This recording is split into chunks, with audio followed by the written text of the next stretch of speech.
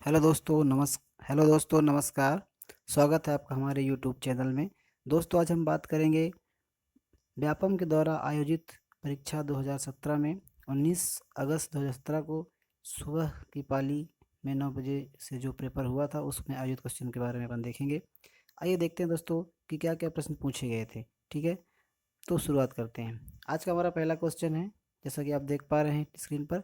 यहाँ पे क्वेश्चन पूछा गया था, मतलब अपन यहाँ पर जीके और जीएस के क्वेश्चन का ही अध्ययन करेंगे। ठीक है, पहला क्वेश्चन है दोस्तों, मानवाधिकार दिवस कब मनाया जाता है? तो ये प्रत्येक वर्ष 10 दिसंबर को मानवाधिकार दिवस मनाया जाता है और यह यूएन के द्वारा मनाया जाता है, संयुक्त राष्ट्र संघ के द्वारा मनाया जाता है। ठीक है, बात करते हैं अगले क्वेश्चन की ओर। अगला हमारा क्वेश्चन है सर दोस्तों, वो है विदिशा किस नदी के तट पर स्थित है? ठीक है, तो इसका जो उत्तर हो जाएगा वो हो जाएगा बेतवा नदी के किनारे। विदिशा शहर बेतवा नदी के किनारे स्थित है। ठीक है, बात करते हैं अगले क्वेश्चन की ओर बढ़ते हैं। इतिहास के अनुसार किसने ग्वालियर शहर की स्थापना की थी? इसमें से ऑप्शन आपको दिए गए हैं, राणा सिंह, सम्राट अशोक, राजा विक्रमादित्य। तो इसका उत्तर हो जाएगा दोस्तों राजा सूरज सिंह। ठीक है, सूरज सिंह चौथा ऑप्शन है, राजा सूरज सिंह के द्वारा ग्वालियर शहर की स्थापना की गई थी। बात करते हैं अगले क्वेश्चन की ओर, जो पूछा गया था जनरल नॉलेज का, सामान्य ज्ञान का। वो है प्रधानमंत्री श्री नरेंद्र मोदी की जीवनी मोदी एक तारे का अतुल्य उदय के लेखक कौन है? ये इसकी पुस्तक का नाम है, मोदी एक तारे का अतुल्य उदय। ये उनकी जीवनी है मोदी जी की। इसकी रचना किसने लिखी करी है? तो इसका सही उत्तर हो जाएगा तरुण विजय। तरुण विजय जो लेखक है। ठीक है, बात करते हैं अगले क्वेश्चन की ओर। अगला क्वेश्चन जो पूछा जाए दोस्तों वो है, हिंदुस्तान एरोनॉटिक्स लिमिटेड का मुख्यालय कहाँ है? इसका शॉर्ट फॉर्म जो होता है HAL होता है। HAL का मुख्यालय पूछा है आपसे, तो इसका सही उत्तर हो जाएगा बेंगलुरु, जो कर्नाटक की राजधानी। दोस्तों यहाँ पे बेंगलुरु गलत लिखा है, तो इसे आप करेक्ट कर लीजिएगा, बेंगलुरु। ठीक है, बात करते हैं अगले क्वेश्चन की ओर। अगला क्वेश्चन आपसे पूछा गया था कि भारत में कुल कितने केंद्र शासित प्रदेश हैं? दोस्तों 2017 का डाटा है, 2017 के करंट अफेयर से क्वेश्चन पूछा गया था, तो उस समय 7 थे। ठीक है, अभी भी जो है इसकी संख्या बढ़ गई है। ठीक है, बात करते हैं आगे क्वेश्चन। अगला क्वेश्चन जो हमारा दोस्तों वो है, भारतीय रिजर्व बैंक की स्थापना कब हुई थी? अगला क्वेश्चन है, भारतीय रिजर्व बैंक की स्थापना कब हुई थी? तो इसका सही उत्तर हो जाएगा 1935 में। ठीक है, 1935 में इसकी स्थापना हुई थी और इसका जो राष्ट्रीयकरण किया गया था 1949 में किया गया था। इसका मुख्यालय मुंबई में है। वर्तमान रिजर्व बैंक के जो अध्यक्ष हैं वो शक्तिकांत दास हैं। ठीक है, बात करते हैं अगले क्वेश्चन की ओर। हमारा जो अगला क्वेश्चन है दोस्तों वो क्वेश्चन ये है कि केंद्र सरकार के वित्त मंत्रालय में मुख्य आर्थिक सलाहकार कौन है?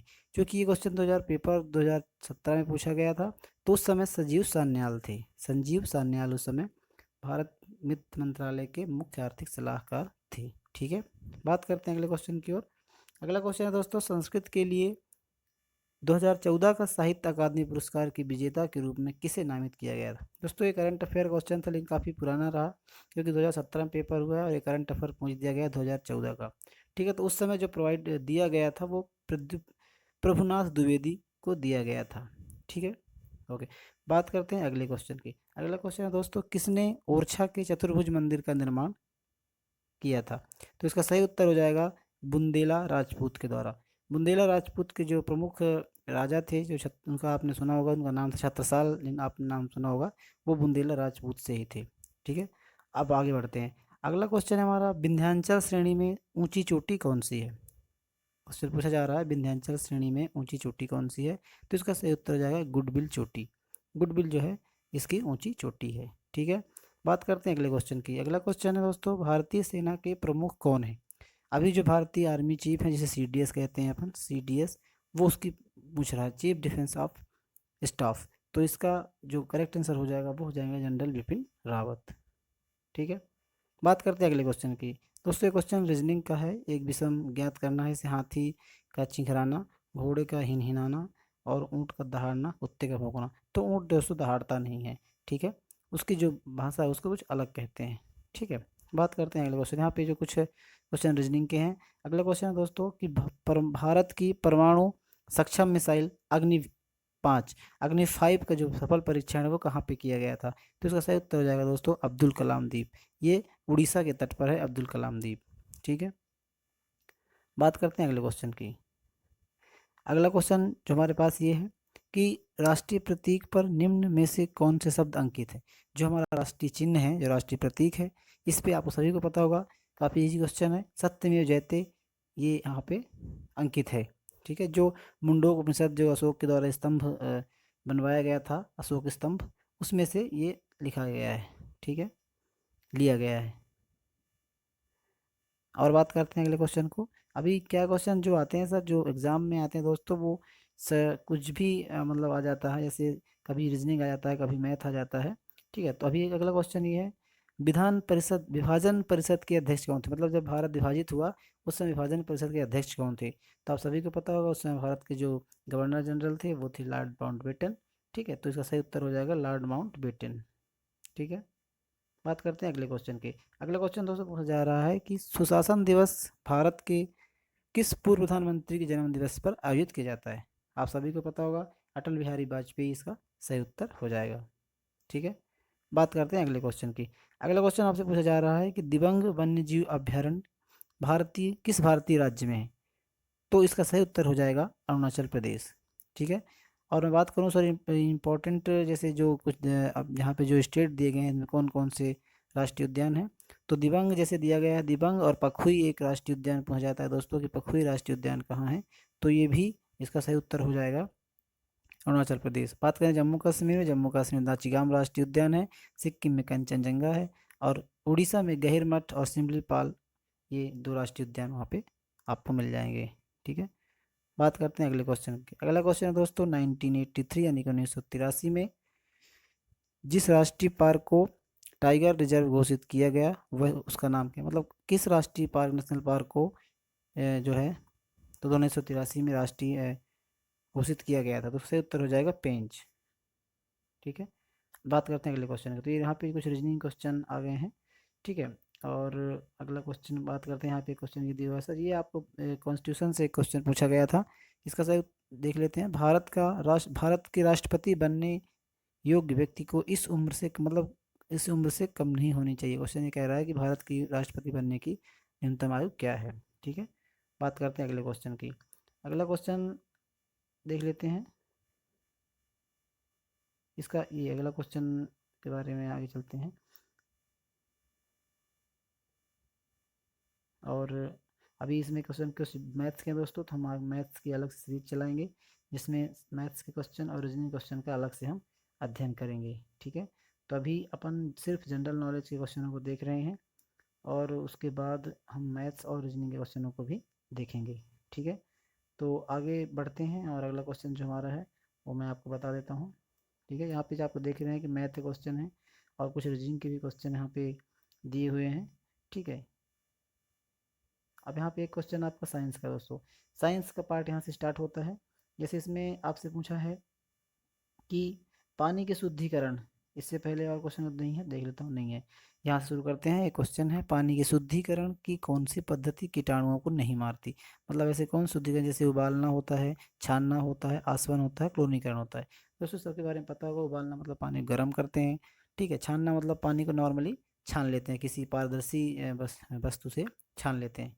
ठीक है, आसवन करना, भाप के द्वारा जो आश्रित करते हैं वो मतलब गर्म करते हैं, फिर जैसे जो भाप के रूप में पानी बनकर आता है वही आसवन कहलाता है। क्लोरीनीकरण, क्लोरीन की मात्रा मिला दी जाती है, क्लोरीनीकरण कहलाता है। तो उसमें क्वेश्चन ने पूछा है कि पानी के शुद्धिकरण की कौन सी पद्धति कीटाणुओं को नहीं मारती है। ठीक है, तो उसका उत्तर हो जाएगा छानना।